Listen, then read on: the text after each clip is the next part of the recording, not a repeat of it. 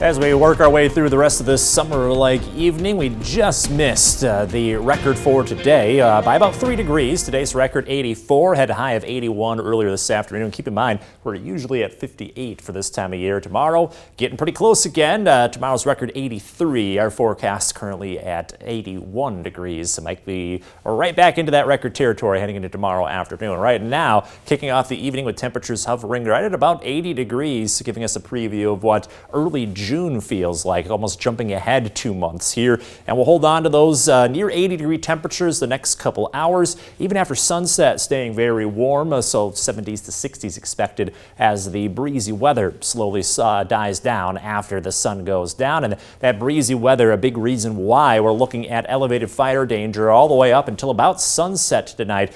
Fires can quickly get out of control in these conditions, and as you can see, it's not just us, it's the entirety of the Midwest under very warm, very dry air, and looking at blustery conditions causing fires to spread quickly if they do get started. So be very careful. Even if you're going to go out grilling later this evening for dinner, make sure you're careful with that, because all it takes is just one spark to get a fire to get out of control. And it's all because we've got the heat, we've got very dry air, very low humidity, and those blustery winds. And the winds do die down by about 7 o'clock tonight, so that'll help eliminate some of that fire danger, at least for today. Could see these conditions linger into tomorrow, but we don't have the blustery winds to worry about into tomorrow. You'll see temperatures tonight staying warm and in the 50s under a clear sky, and then tomorrow up to 81 degrees, just like we saw today, under sunny conditions. Not quite as blustery, so that'll help with the fire conditions. What won't help, though, is anything that'll get rid of the high pollen levels. We'll see those all the way through the weekend, where sunny and warm, so everything is growing, especially the trees. That's what's the majority of the pollen is right now.